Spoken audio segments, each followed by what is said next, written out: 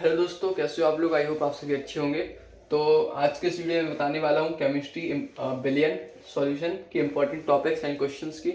ठीक है, इसके अलावा मैंने हर सब्जेक्ट्स की physics, math, chemistry, English in सब की प्लेलिस्ट बनाई हुई है चैनल पे। इंपॉर्टेंट क्वेश्चन, इंपॉर्टेंट टॉपिक्स कैसे प्रिपरेशन करना है। तो अगर आपने अभी तक नहीं देखी तो आप जाकर देख सकते हैं और अपने दोस्तों के साथ शेयर कीजिए, इससे ज़्यादा से ज़्यादा लोगों का फायदा हो सके। आज मैं बात करने वाला हूँ बिलियन की। तो मैं बताने वाला हूँ कि किस टाइप के क्वेश्चन आ सकते हैं। ठीक है, किस टॉपिक से न्यूमेरिकल क्वेश्चन आएंगे। ठीक है, उनको कैसे सॉल्व करना है वो मैं पूरा बताने वाला हूँ सैंपल देकर। तो वीडियो को लास्ट तक जरूर देखिए। तो स्टार्ट करते हैं वीडियो को। तो अगर बात करूँ बिलियन सॉल्यूशन, बेसिकली इस पर आपके इनऑर्गेनिज्म के 5 चैप्टर है। ठोस अवस्था को हटा दिया गया है और जो कोलाइड वाला चैप्टर है वो हटा दिया गया है, पी ब्लॉक हटा दिया गया है। तो बिलियन से बेसिकली अगर आप देखेंगे तो आपका 8 नंबर के अराउंड पूछा जाता है, केमिस्ट्री में पूछा जाएगा। तो जो थ्योरिकल टॉपिक है वो कौन कौन से तो देखते हैं। तो पहला थ्योरिकल इंपॉर्टेंट टॉपिक है वो है हेनरी का नियम और उसकी सीमाएं। तो बेसिकली जैसा मैंने केमिस्ट्री की प्रिपरेशन वाली वीडियो में ही बताया था कि जैसे आपको कोई परिभाषा याद करनी है तो आप उसका फॉर्मूला याद कर लीजिए, फॉर्मूले से आपकी ज्यादातर परिभाषा बन जाती है। जैसे ये हेनरी का नियम है, तो बेसिकली हेनरी का नियम क्या है, W प्रोपोर्शनल P, और ये गैस के लिए लागू होता है। तो आप इससे बना सकते हैं, ये क्या है, गैस की मात्रा या गैस का द्रव्यमान है ना, ये क्या है, मात्रा, और ये आपका है दाब, प्रेशर। तो इसी से आप बन जाएगा कि स्थिर ताप पर किसी बिलियन में या विलायक में घुली गैस की मात्रा या द्रव्यमान और गैस द्वारा लगाए गए दाब के अनुक्रमानुपाती होता है। तो ये आपका हेनरी का नियम हो जाएगा। ठीक है, यहाँ से आप जो प्रोपोर्शनल है तो आप W बराबर कांस्टेंट, प्रोपोर्शनल हटेगा और मल्टीप्लाई बाई P, तो आप यहाँ से बना सकते हैं W upon P equal to constant. तो आपका हेनरी का नियम है। तो आप अगर सिर्फ फॉर्मूले या मतलब जो उसका स्टेटमेंट है अब फॉर्मूला वाइज वो याद कर लीजिए, तो उससे आप स्टेटमेंट बना सकते हैं कि किसी विलायक में घुली गैस की मात्रा गैस द्वारा लगाए गए दाब के अनुक्रमानुपाती होती है। ठीक है, तो ये इंपॉर्टेंट है। इसके अलावा इसकी सीमा भी पढ़ लेना। सीमा बेसिकली कि जैसे हेनरी के नियम मतलब जो है गैस द्वारा उच्च दाब नहीं होना चाहिए, गैस का दाब। और इसके अलावा जो जो गैसें मतलब विलायक में घुल जाती है जैसे NH3 है तो उन पे ये लागू हो सकता है हेनरी का नियम। से NH3 है तो NH3 क्या होगा, जल से क्रिया करके जल में अगर हम उसको घोलेंगे तो क्या होगा, NH4 प्लस और OH माइनस है ना, तो ये प्लस माइनस में टूट जाएगी। तो इस पे हमारा NH3 पे हेनरी का नियम लागू नहीं हो सकता। तो ये कुछ सीमाएं हैं, आप पढ़ लीजिएगा और इंपॉर्टेंट है। तो ये आपका 2 या 3 नंबर में आ सकता है। हेनरी का नियम क्या है, इसकी 1 या 2 सीमाएं लिखिए। ठीक है, इसका जो अगला इंपॉर्टेंट टॉपिक है वो है राउल्ट का नियम और उसकी सीमाएं। तो राउल्ट का नियम भी अगर आप देखेंगे स्टेटमेंट, तो अगर जो आपका मेन फॉर्मूला है वो देखेंगे तो उसका जो फॉर्मूला वो है P0 minus PS upon P0, यहाँ पे P0 आप ऊपर भी लगा सकते हैं। ठीक है, equal to N by N plus N। ये बेसिकली आपका क्या है, ये आपका है वाष्प दाब का अपेक्षित अवनमन।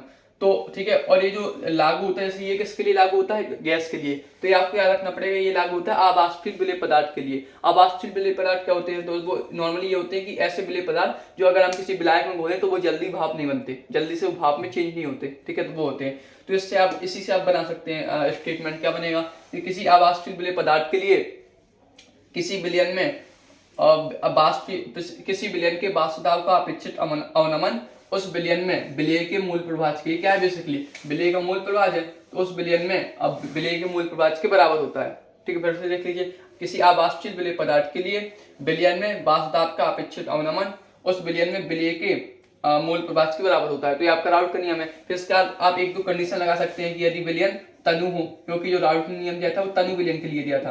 तो तनु विलियन में बेसिकली क्या होता है कि हम तनु विलियन बेसिकली ये होता है कि मतलब वो बहुत पतला है, यानी कि उसमें जो विलेय की मात्रा है जो भी हमने घोला है और जो विलायक की मात्रा है, जैसे फॉर एग्जांपल चीनी और पानी लें तो हमने पानी बहुत ज्यादा है और चीनी बहुत कम ली है, तो वो होता है तनु, मतलब बहुत पतला विलयन। ठीक है, तो इसमें बेसिकली क्या है कि विलेय के जो अणु है वो विलायक के अणु से बहुत कम है, तो वो होता है तनु विलयन। तो इसमें बेसिकली होता क्या है कि यहाँ पे इसको हम 0 मान लेते हैं, बहुत मतलब नगण्य मान लेते हैं। तो ये हमारा ये हो जाता है P0 P0 minus PS upon P0 equal to N upon capital N। हमारे मन में एक डाउट होना चाहिए कि यहाँ पे हमने इसको 0 कर दिया, लेकिन इसको 0 क्यों नहीं किया, दोनों है तो N ही, है तो विलेय के अणु ही। तो इसका मोल है। तो इसका रीजन ये है कि यहाँ पे हम क्या कर रहे हैं, कंपेयर कर रहे हैं। अगर आप देखोगे n+n, ठीक है, और यहाँ पे हम कंपेयर नहीं कर रहे। जैसे फॉर एग्जाम्पल मैं कहूँ ये लाइन है, तो ये लाइन नॉर्मली इसका मतलब कुछ ना कुछ अस्तित्व है, ठीक है, लेकिन जब हम इसकी कंपेयर में एक और लाइन खींच देंगे इतनी बड़ी, तो हम कहेंगे कि हाँ इसके कंपेयर में ये बहुत छोटी है, मतलब इसको हम कुछ मतलब नगण्य जीरो मान सकते हैं ना। तो जब हम किसी से कंपेयर करते हैं और कोई चीज बहुत छोटी है तो उसको हम जीरो मान लेते हैं, ठीक है, जब हम किसी से कंपेयर करें। लेकिन यहाँ पे अगर आप देखेंगे तो कंपेयर नहीं हो रहा, ठीक है, यहाँ पे वो अकेला है m, यहाँ पे अकेला है। अगर हम इसको मिटा दें तो यहाँ पे ये अपने आप में भी कुछ है, इसलिए हम यहाँ पे जीरो नहीं लेते, हम यहाँ पे जीरो लेते हैं। तो थोड़ा ध्यान रखना, ठीक है। बेसिकली तो हम यहाँ पे लिख देंगे तनु बिलियन के लिए, और इस तरीके से आप ये फॉर्मूला लिख सकते हो, ठीक है। तो ये राउल का नियम है। इसके बाद हम बात करें कि इसकी सीमा है, तो इसकी सीमा भी जैसे ये तनु बिलियन पे लागू होता है, ठीक है, और भी एक दो सीमा है, तो आप जो देख लीजिएगा, ठीक है, सीमा जरूर पढ़ लीजिएगा, क्योंकि राउल का नियम क्या है और कई बार सीमा भी पूछ देता है एक दो। तो ये आपका 2 से 3 नंबर पूछ सकता है और बहुत इंपॉर्टेंट क्वेश्चन है, ठीक है।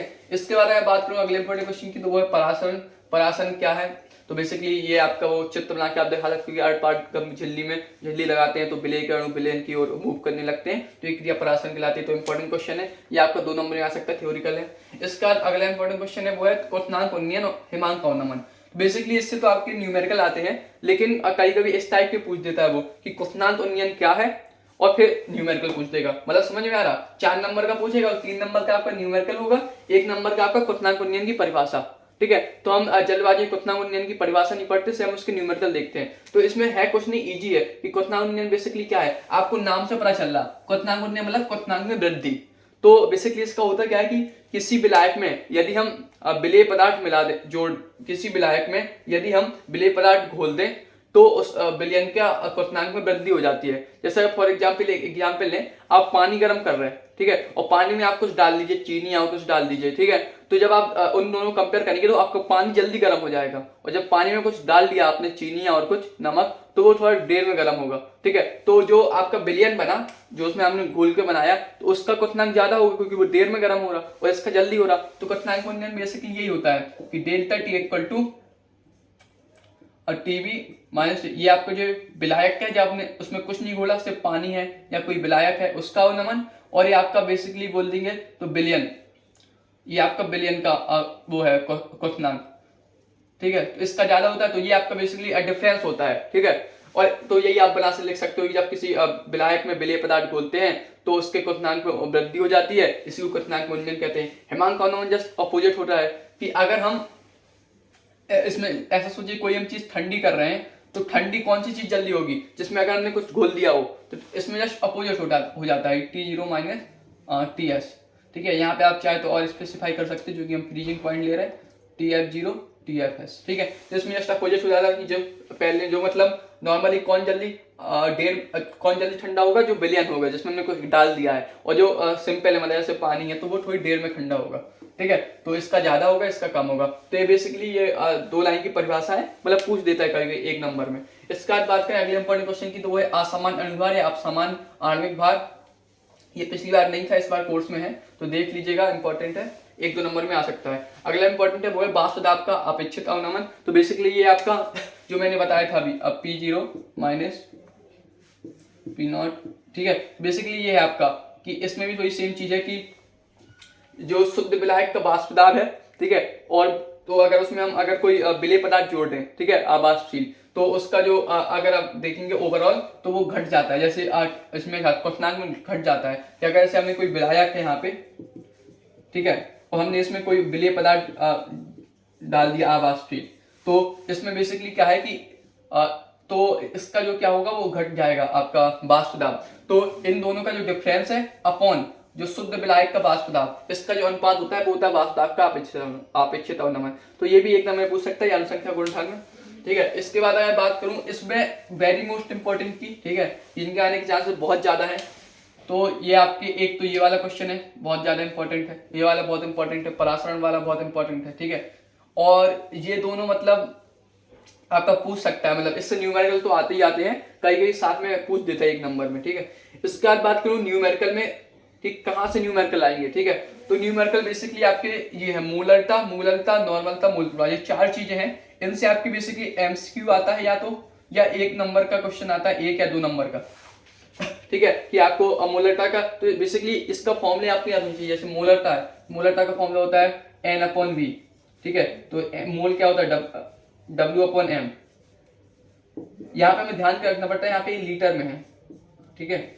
हम जो नॉर्मली कई बार गलती कर देते हैं ml और लीटर में, ठीक है। तो ये हमारा बेसिकली लीटर में है, तो ये आपका, ठीक है। इसी तरीके से आपको मोलरता में बेसिकली क्या होता है कि यहाँ पे आपका विलायक का वो होता है, और विलायक का भार होता है, ठीक है। यहाँ पे क्या है, बिलियन का आयतन, यहाँ पे विलायक का भार, ठीक है। और नॉर्मलता में बेसिकली होता है आपका n बराबर S/V। जब आप इसको सिंपल करेंगे तो आपका आ जाता है W/M गुणे W, सॉरी यहाँ पे आएगा V, यहाँ पे N। बेसिकली अगर अब मैं कहूँ तो ये होता है मोलरता गुणे संयोजकता।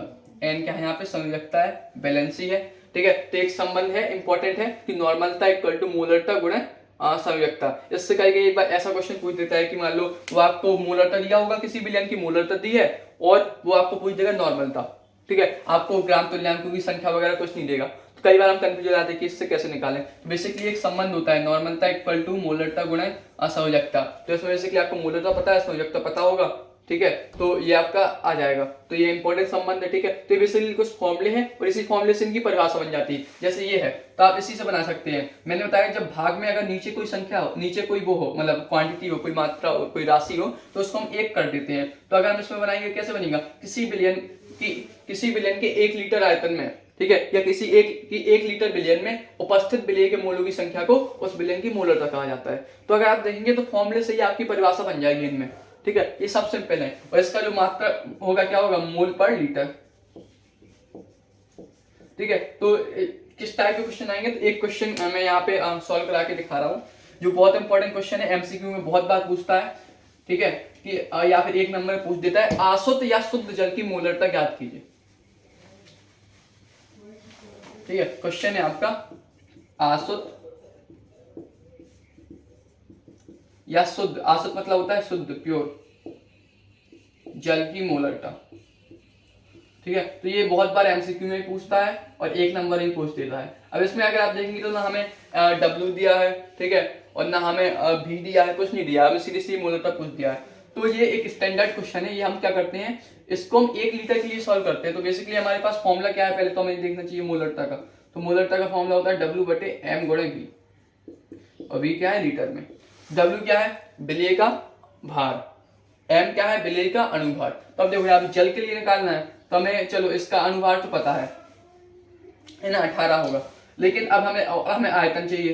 तो आयतन हमें यहाँ पे स्टैंडर्ड है, क्योंकि यहाँ पे कुछ दिया नहीं है, तो 1 लीटर के लिए लेते हैं।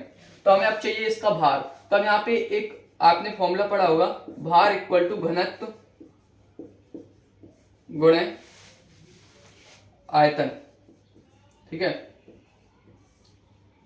मास of weight equal to density multiply volume, ठीक है। अगर आप देखें घनत्व और भार बटे आयतन, याद आ गया होगा, घनत्व और द्रव्यमान बटे आयतन, तो ये फॉर्मूले का हम यूज करेंगे, क्योंकि हमें भार दिया नहीं है। तो इसमें अगर हम लगाएंगे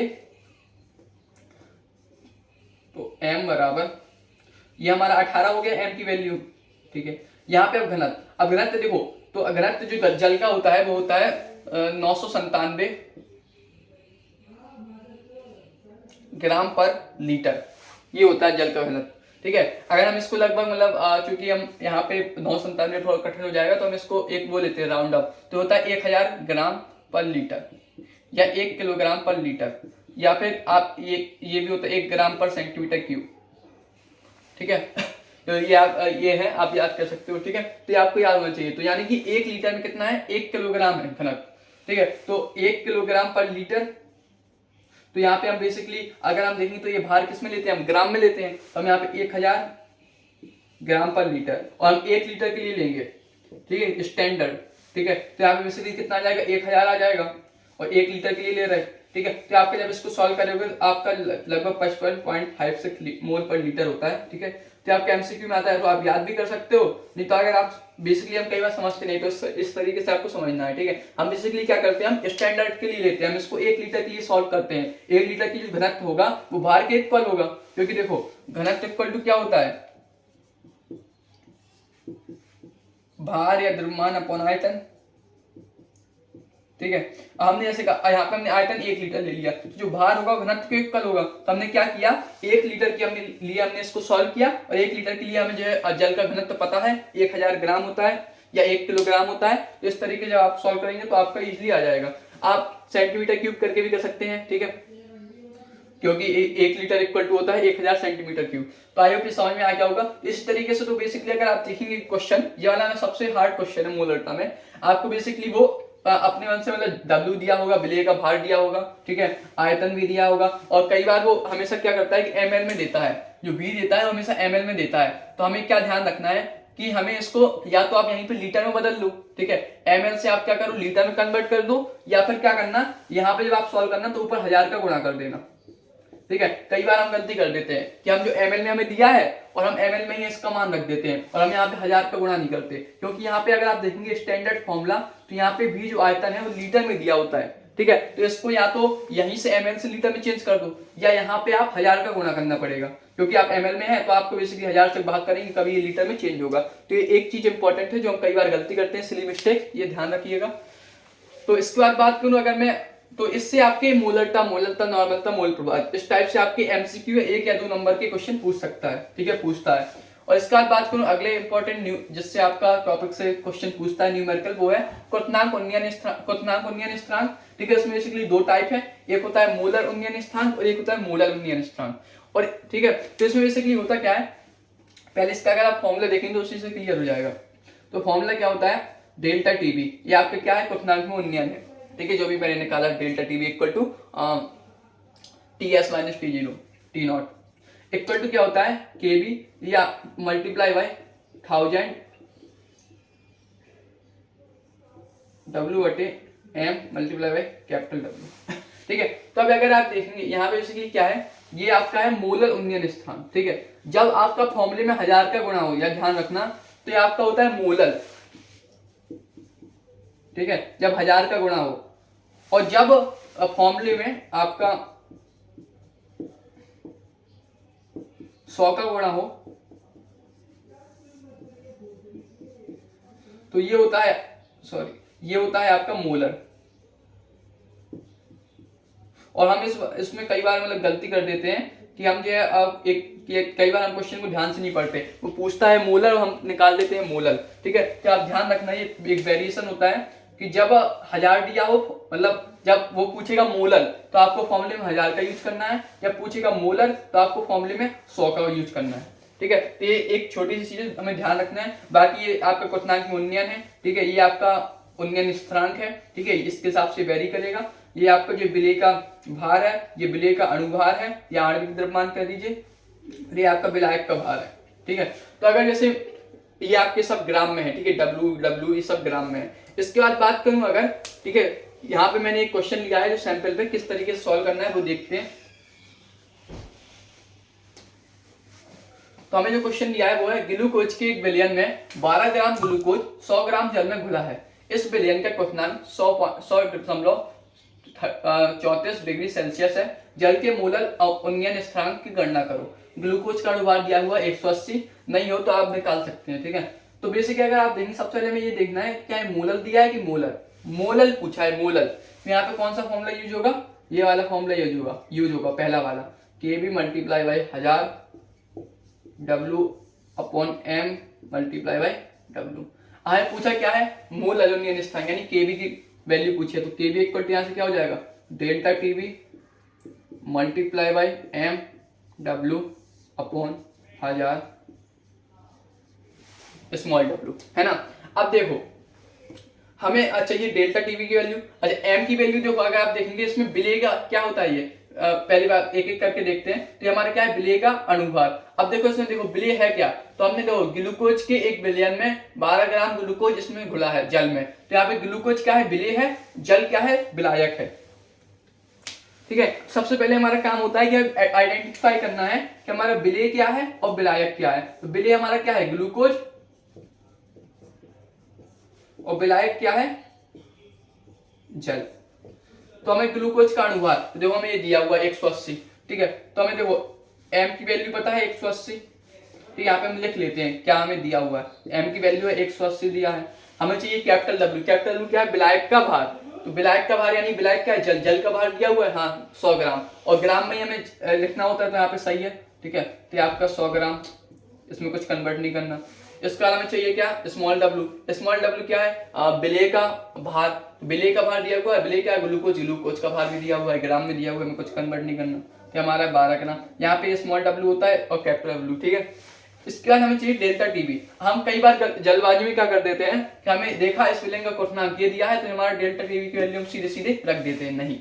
क्वथनांक उन्नयन मैंने आपको बताया था अभी कि डेल्टा टीवी की वैल्यू क्या होती है, टीएस माइनस टी0, यानी कि विलेय का क्वथनांक माइनस विलायक का क्वथनांक, ठीक है। तो विलेय यहाँ जो दिया हुआ है, अगर आप देखेंगे इस विलयन का क्वथनांक, यानी ये विलयन का क्वथनांक दिया हुआ है, यानी टीएस की वैल्यू दी होगी हुई है, जब हमने इसको ग्लूकोज में डाल दिया तब उसका क्वथनांक क्या हुआ, हमें इसकी वैल्यू नहीं दी है, यानी कि हमें जो वैल्यू दिया वो टीएस की वैल्यू दी है, ना कि टीवी की, ठीक है। तो हम कई बार गलती कर देते हैं। तो आप देखेंगे अगर तो हमें यहाँ पे टी0 की वैल्यू नहीं दी है, ठीक है।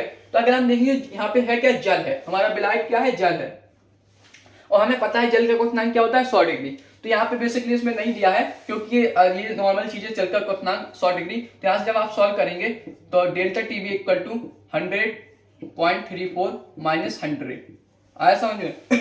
सीधे सीधे आप वैल्यू नहीं रखेंगे। और यहाँ पे एक चीज और है कि यहाँ पे जो होता है वो केल्विन में होता है, ठीक है। लेकिन बेसिकली चूंकि इसमें हम क्या कर रहे हैं, डिफरेंस कर रहे हैं, तो डिफरेंस आप चाहे सेल्सियस में निकालो चाहे केल्विन में, कोई अंतर नहीं पड़ेगा, ठीक है। तो इसलिए हम यहाँ पे सीधे सीधे सेल्सियस में निकाल दे रहे हैं। तो यहाँ पे बेसिकली आपको कितना आ जाएगा 0.34 डिग्री सेल्सियस, या ठीक है, या आप ये इतना ही कैलोरी में होगा क्योंकि डिफरेंस कर रहे हैं, ठीक है। तो ये हमारी वैल्यू होगी डेल्टा टीवी की। तो हमें डेल्टा टीवी की वैल्यू पता है, ठीक है। अब इन जो हमें सारी वैल्यू पता है, इनकी वैल्यू रख के आप सॉल्व कर दोगे और लास्ट में आपका वो आएगा वैल्यू। अब देखो मात्रक जरूर लिखिएगा, एक हम कई बार गलती कर देते हैं, हम मात्रक नहीं लिखते। मात्रक कैसे बनेगा, ये क्या है, ये आप देख केल्विन है, तो बेसिकली जो होता है स्टैंडर्ड ये केल्विन में होता है, तो आपको हमेशा केल्विन लिखना है। यहाँ पे देखो हमने इसलिए चेंज नहीं किया केल्विन में क्योंकि यहाँ पे हमें डिफरेंस चाहिए, तो डिफरेंस यहाँ पे कोई फर्क नहीं पड़ता, ठीक है। अगर मान लो यहाँ पे इसकी वैल्यू सीरियस ने दी होती, क्वथनांक में उन्नयन इतनी डिग्री सेल्सियस है, यानी इसकी अगर हमें वैल्यू दी होती और सेल्सियस में दी होती तब हम उसको केल्विन में कन्वर्ट करते, ठीक है। आई होप समझ में आ गया होगा, ठीक है। तो केल्विन, अब देखो ये क्या है, W/M, तो मोल है, लेकिन ये उल्टा लिखा है तो मोल इनवर्स हो जाएगा, और ये क्या है किलोग्राम, ठीक है। बेसिकली क्योंकि देखो इसका भी है, आपको कंफ्यूजन, यहाँ पे हमने 1000 का भाग दिया है, 1000 का हमने यूज किया है, इसलिए हम किलोग्राम में करेंगे, ठीक है। ग्राम से किलोग्राम ऑटोमेटिकली चेंज हो गया है, ठीक है। तो उसमें कंफ्यूज मत होइएगा, ठीक है। ये आपका मात्रक होता है, तो आप सारे मात्रक भी याद कर लीजिएगा, ठीक है। और एक और चीज है कि मोलर और मोलर में पहचानने का, अगर यहाँ पे किलोग्राम दिया है तो वो आपका मोलर उन्नयन स्थिरांक है, अगर यहाँ पे किलोग्राम की जगह ग्राम दिया है तो वो आपका मोलर उन्नयन स्थिरांक है, ठीक है। समझ में आ रहा, ये आपका है मोलर के लिए, और अगर किलोग्राम दिया है तो आपका मोलर के लिए। ये आपका पहचानने में हेल्प करेगा कि हमें क्वेश्चन में क्या दिया गया है, मोलर की मोलर, ठीक है। जैसे इसमें पूछा गया है और क्वेश्चन में इस तरीके से पूछता है कि वो आपको ये दे देगा कि मोलर उन्नयन स्थिरांक या मोलर केबी की वैल्यू दे देगा, ठीक है। और वो आपसे पूछेगा एम की वैल्यू पूछेगा, ठीक है। आपसे एम की वैल्यू पूछ सकता है या डेल्टा टीवी की वैल्यू पूछ सकता है, ठीक है। तो आपको वैसे वो केबी की वैल्यू देगा, ठीक है। अब आपको कैसे पता चलेगा कि ये मोलर उन्नयन स्थिरांक है कि मोलर, ठीक है। तो अगर वो मात्रक में किलोग्राम है तो मोलर है, तो आपको 1000 का यूज करना है, अगर मात्रक में ग्राम है तो ये मोलर है, आपको 100 का यूज करना है, ठीक है। तो आई होप इसमें समझ में आ गया होगा। और केमिस्ट्री में अगर आप बाकी न्यूमेरिकल भी देखेंगे इसी तरीके हैं सेम टू सेम, इसमें ज्यादा आपको मतलब वो नहीं है कि बहुत ज्यादा सॉल्व करना है या बहुत ज्यादा डिफिकल्ट है, उसमें जस्ट आपको समझना क्या है कि हमें क्या क्या दिया हुआ है, क्वेश्चन में क्या क्या गिवन है वो हमें समझना है, ठीक है। कि हमें सबसे पहले समझना है कि विलेय क्या है, क्वेश्चन में विलायक क्या है, हमें विलायक और विलेय से क्या क्या चीजें दी हुई हैं, ठीक है। और जो ठीक है, जो चीजें दी हुई हैं उनका फॉर्मूला यूज करना है। तो हमें पता करना है कि क्वेश्चन में क्या क्या दिया हुआ है और क्या निकालना है, और सही फॉर्मूले का यूज करना है। अगर आप देखेंगे नॉर्मली तो हमें जो क्वेश्चन दिया होता है उसमें जैसे मान लो उसमें कितनी क्वांटिटी है, 5 क्वांटिटी है, तो हमें 4 क्वांटिटी दी हुई है, हमें एक क्वांटिटी जो मतलब पूछेगा, ठीक है। तो इसमें नॉर्मली है तो इसमें फॉर्मूला एक ही यूज होगा, एक या दो फॉर्मूला यूज होगा, ज्यादा कैलकुलेशन थोड़ा बहुत होती है, मतलब वो उतनी मतलब हार्ड नहीं होती है। सिर्फ आपको समझना क्या है कि क्वेश्चन में दिया क्या है और पूछा क्या है, तो इस तरीके से आपको सॉल्व करना है। आई होप समझ में आ गया होगा। अगर कोई डाउट हो तो आप कमेंट कर सकते हैं। तो ये आपका इंपॉर्टेंट क्वेश्चन है, आपका 3 या 4 नंबर में आते ही आता है, बहुत इंपॉर्टेंट क्वेश्चन है। जिसमें आपको या तो वो मोलर उन्नयन स्थिरांक या मोलर उन्नयन स्थिरांक पूछेगा, या फिर आपसे विलेय का m पूछेगा, विलेय का अणुभार या विलेय का आणविक द्रव्यमान। ठीक है, इसमें आई होप समझ में आ गया। इसमें आपको ध्यान क्या रखना है कि हजार की मोलर पूछा है कि मोलर, ये जरूर ध्यान रखिएगा।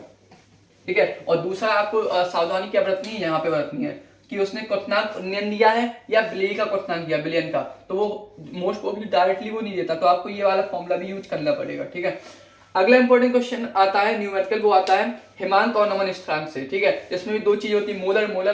तो अगर आप देखेंगे तो इसमें भी सेम टू सेम है, सेम टू सेम फॉर्मूला है, बस थोड़े से डिफरेंस है कि इसमें जो डेल्टा टी एफ होता है, ठीक है, हिमांक में अवनमन होता है। ठीक है, और ये आपका के एफ होता है और 1000 W/m मल्टीप्लाई बाई कर दो।